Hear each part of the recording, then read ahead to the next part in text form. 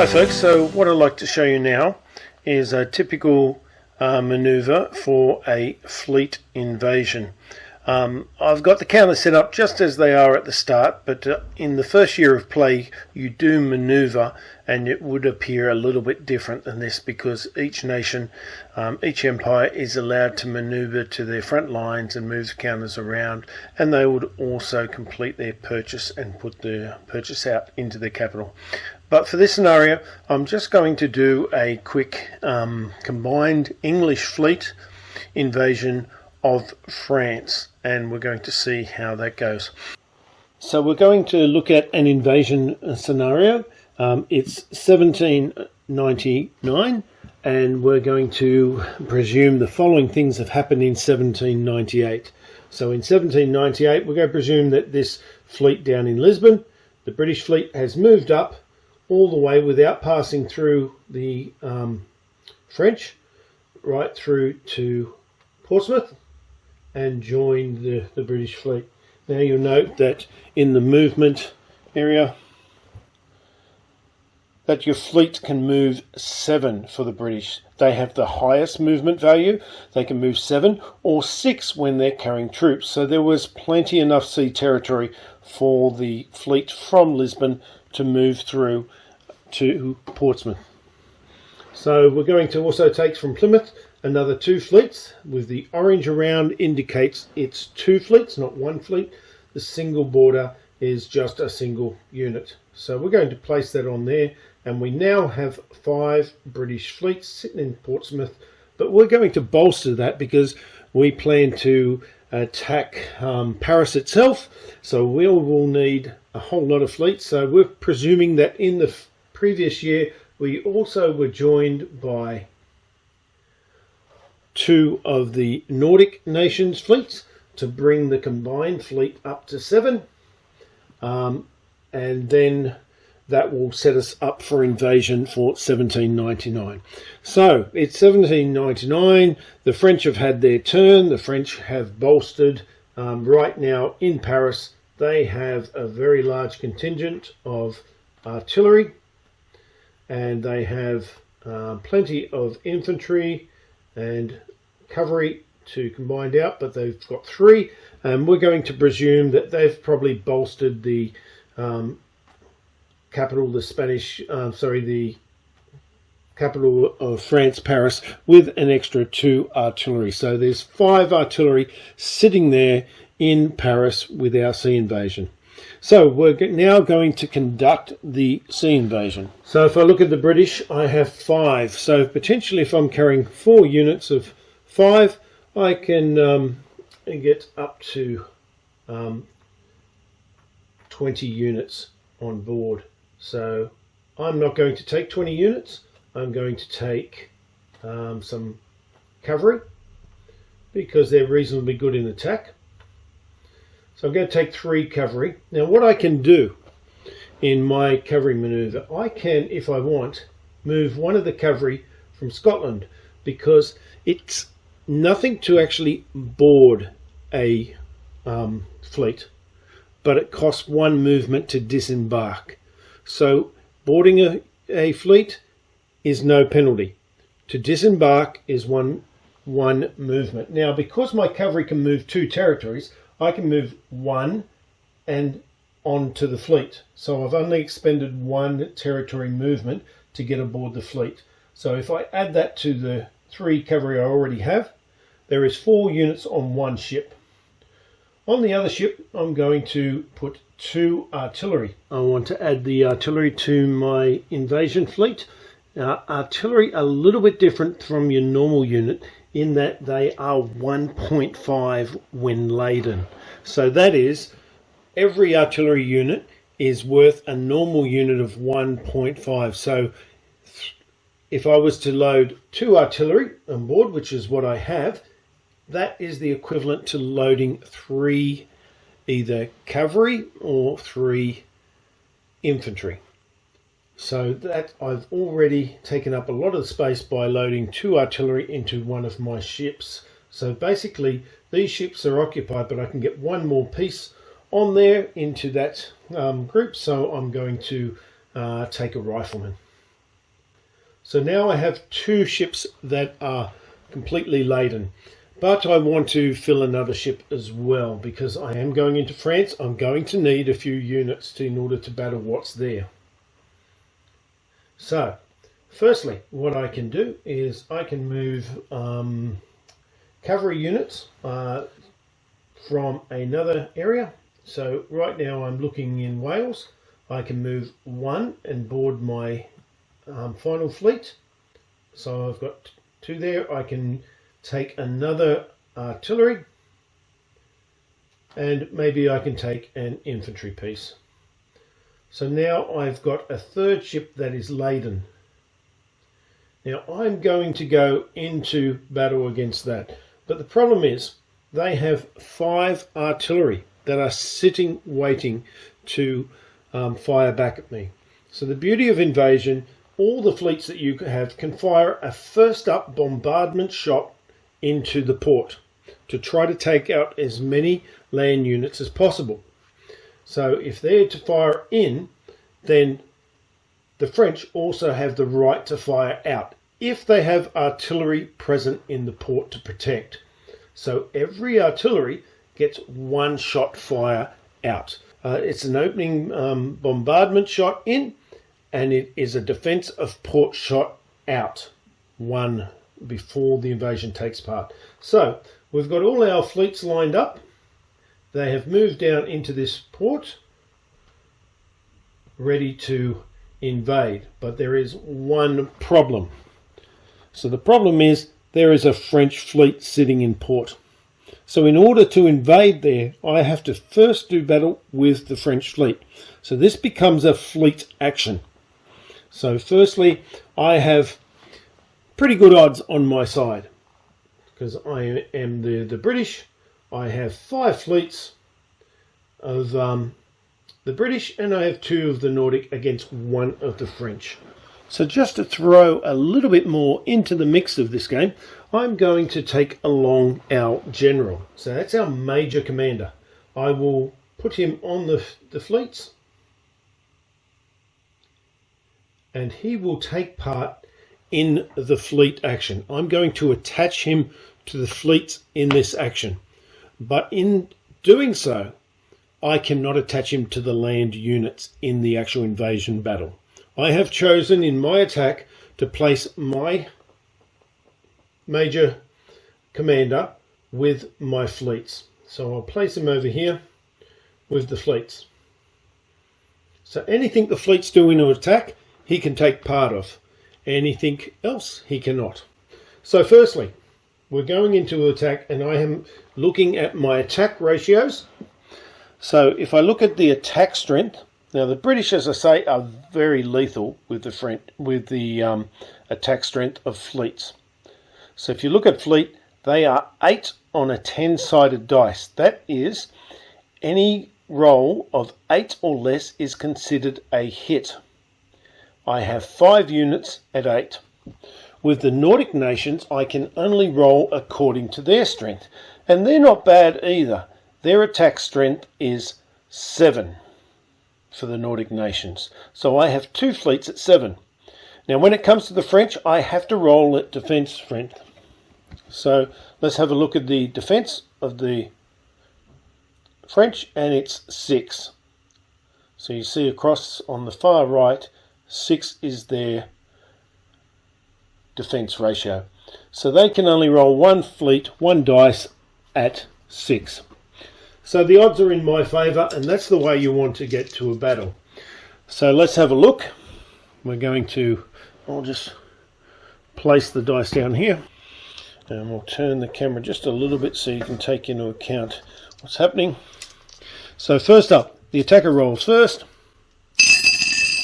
So everything for 8 or less is a hit. So if you can see, there is 1 miss, 2 misses actually.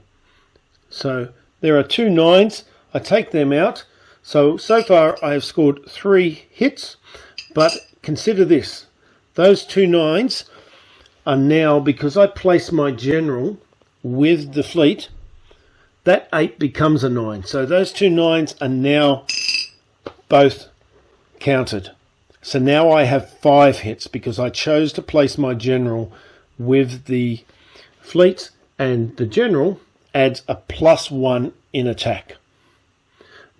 Note, 9 is the highest number that you can possibly roll. So if I had ratios that gave me possibly a battle card and a general that gave me a +2, I could not roll it for a 10.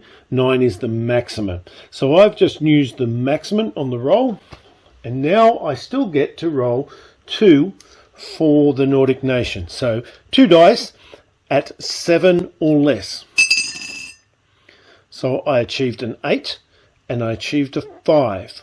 That means that only 1 was a hit. So now I have 6 hits on the French. Now I didn't need to roll all of them. The first time I got the first hit, that French fleet has gone. But because in every game is two-way, the French get to return fire, of course. So they will roll 1 for 6 in the blue dice, and they scored a 1. So they have sunk one of my fleets. Now this is where it begins to be a little bit different when you have a combined fleet. Because under the rules, the combined fleets, when you have a combined fleet, your ally loses their casualties first. So allies die first in all battles. So my ally is the Nordic, so now one of those fleets is gone. So I would take that back and I would replace it with a single. So now I'm 1 fleet less, but the French fleet has gone altogether. So what happens with the French fleet lose? So when the French fleet lose in a sea battle, or any power loses in a sea battle, the victor takes a sea victory card. Now that's worth 10 points at the end of the game. So the British retain this card until the end of the game when they add up their total victory points. So they will just keep that aside. But there is one more thing. As the winner is able to roll for capture of the fleet. So to roll for the capture of the fleet that they just defeated. And that there is a fleet capture dice allocation chart on page 21. And if you've got 1 to 5 fleets in the battle, you can roll 1 dice. If you have 5 to 10, you can roll 2 dice. And you have a fleet capture rate on your card. But the fleet capture rate for the British is 3. So they can roll, in this case, 1 dice for 3 or less. So you can see from the fleet dice allocation chart that the number of surviving fleets in the battle is the number that is represented for them to roll against. So in this case, they have 5 British fleets that are surviving, so they can roll 1 dice. If they had 6 or more, 6 to 10 fleets, they could roll 2 dice.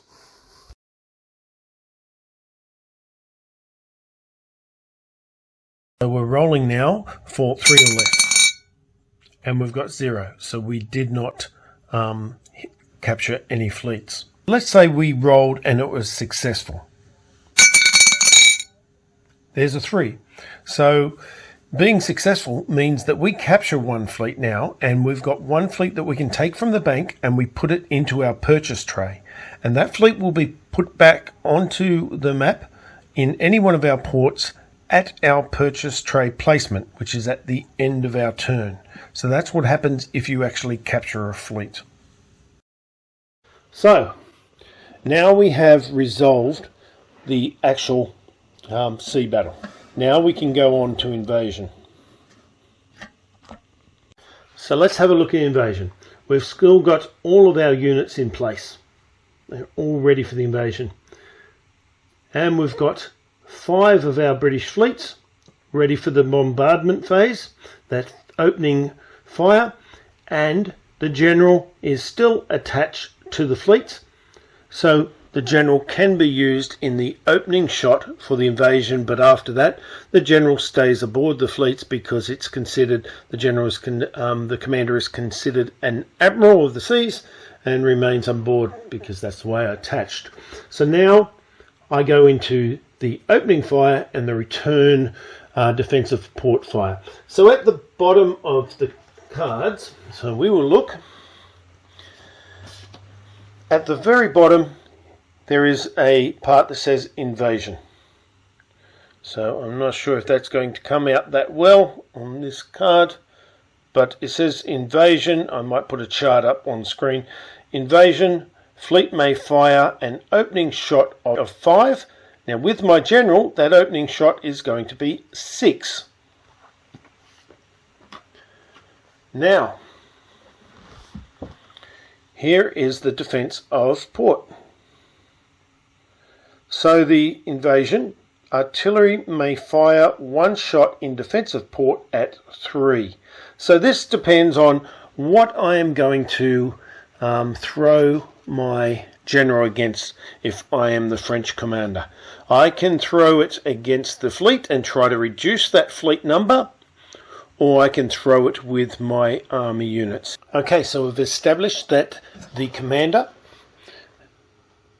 can be combined with the fleets to firstly fire in the sea battle, which is before the invasion, and can also fire with the fleets for a preemptive strike.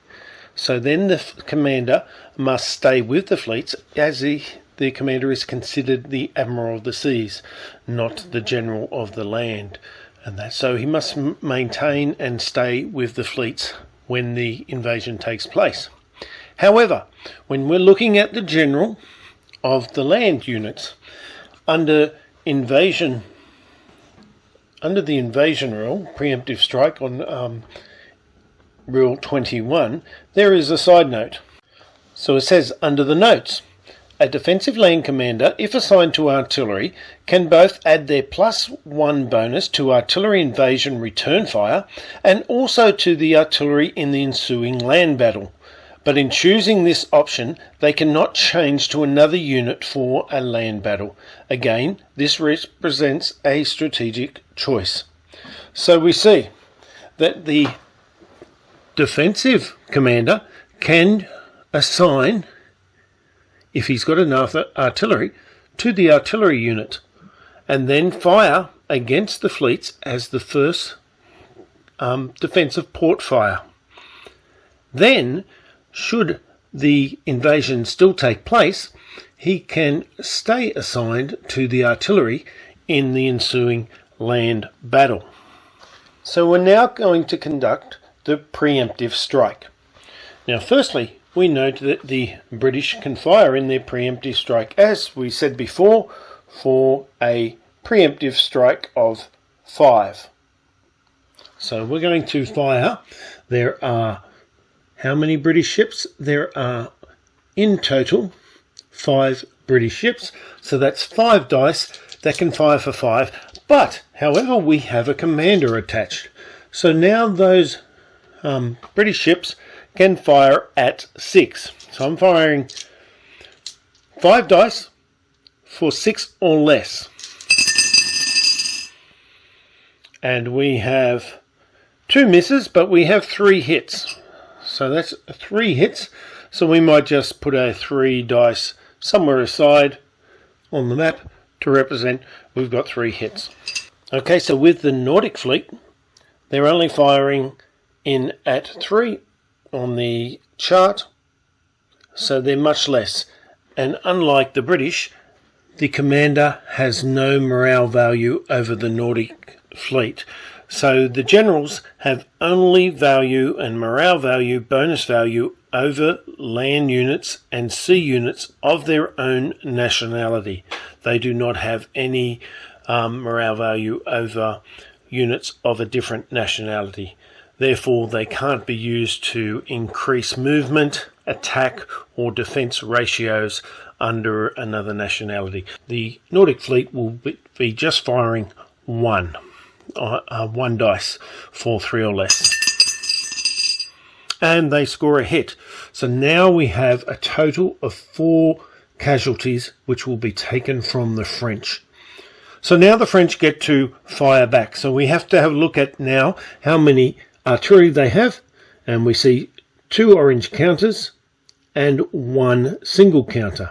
So that means they have 5 artillery in which to fire in defence of port, and I'm going to assign the general against them, so now that's going to increase their defence of port.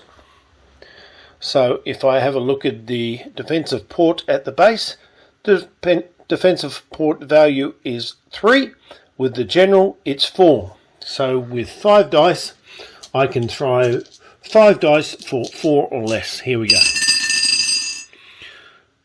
And we've scored 1 hit. So, before the invasion can take place, firstly, 1 British ship has been sunk. But because the allies, any attached allies, lose their casualties first, it's the Nordic nation that suffers the indignity of a lost fleet. So the Nordic nation are out of the battle.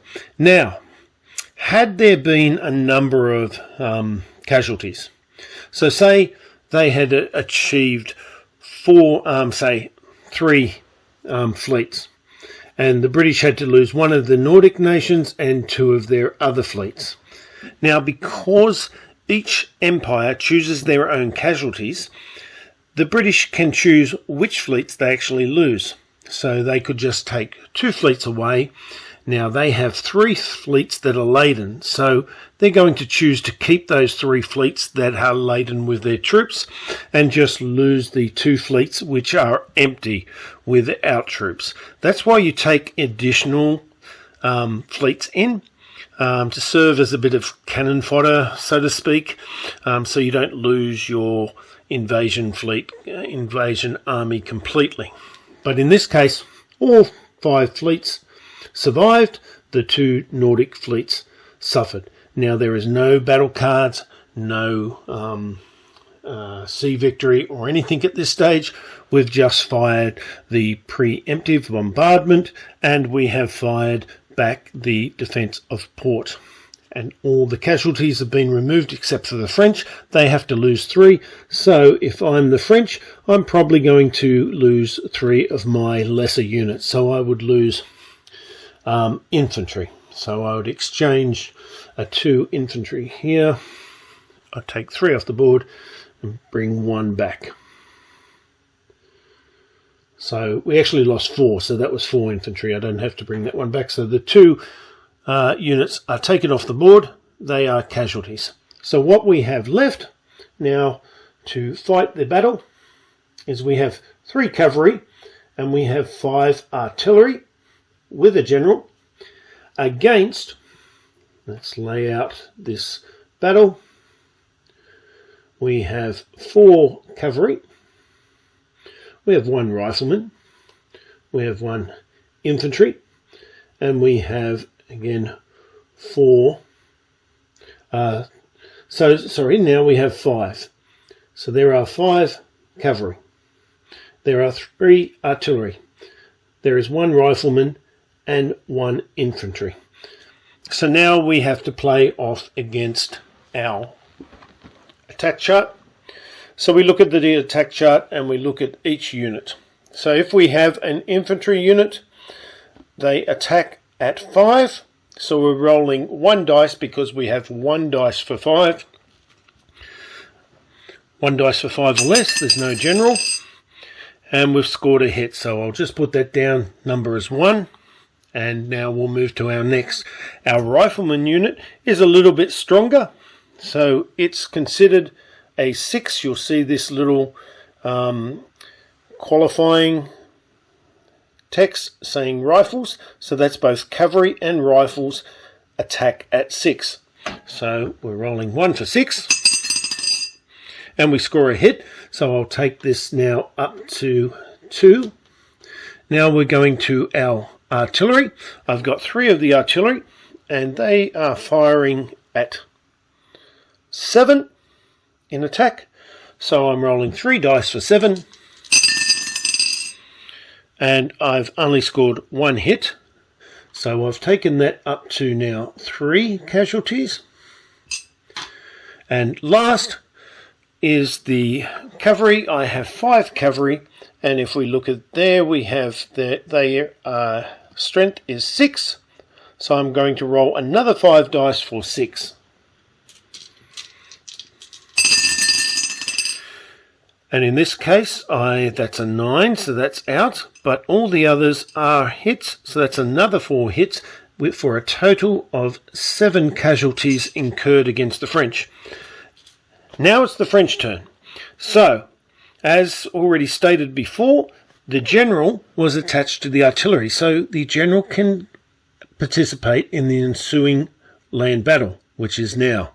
So they have 3 dice for the artillery, and we go to the defense value, and the artillery defense value is 6. So with a general makes them 7. So we're rolling 3 for 7. And 3 hits, a perfect score. So they start off very well with 3 casualties. Now we're looking at, and I got that wrong. It's not just 3 for 7. There's an extra because these represent 2. So there's actually 5. So I'll roll another 2 dice. And again, 1 more hit. This is a 9, so that's not a hit. So that was 4 for the artillery. So a very good roll for artillery of 4. Now I have 3 left, a 2 unit and a 1 unit in cavalry. So that's 3 dice, and the cavalry, though, only defend at 6. You'll see 6 here. So they defend at 6. They're also very good because they're French cavalry. So we're rolling 3 for 6. And we've got 2 more hits and a miss. So it takes it up to 6. So 7 versus 6. So if we eliminate, firstly, we'll eliminate the French.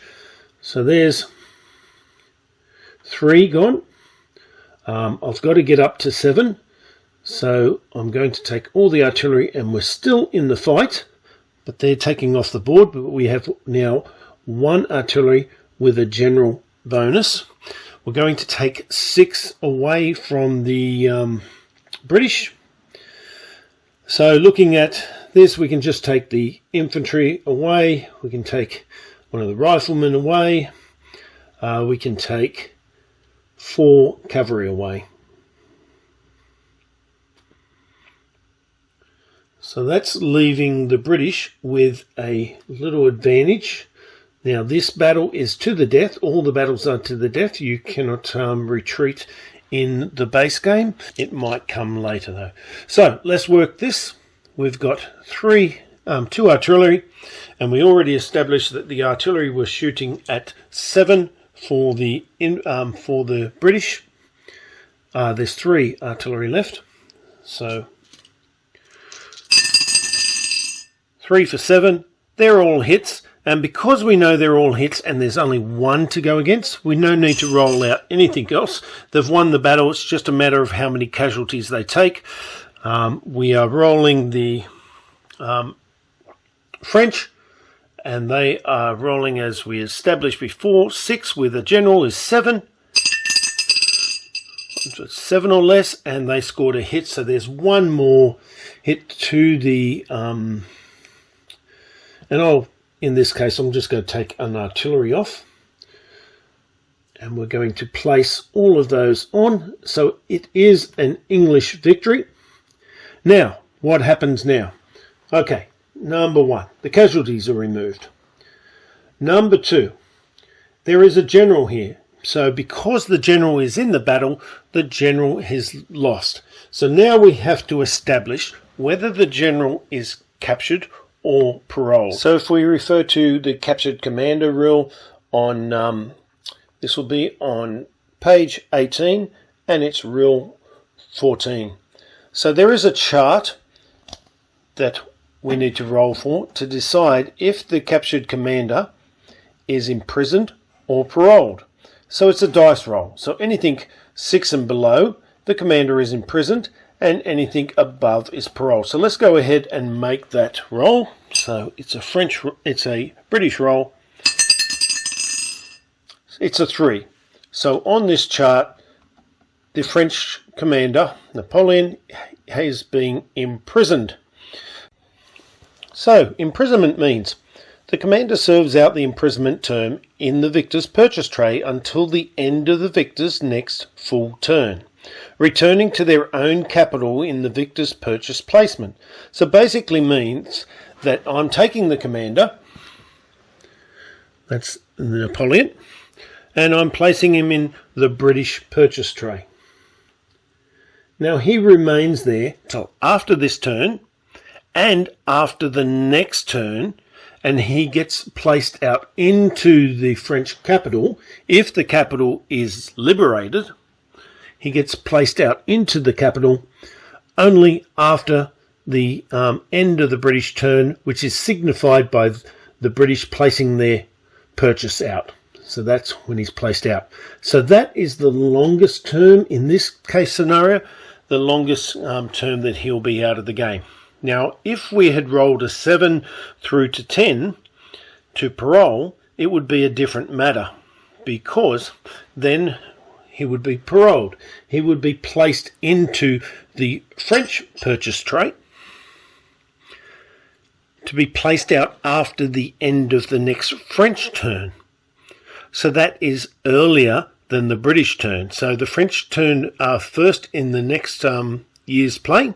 So at their end of their term, he would go out to the capital with all of their purchases just prior to the British turn.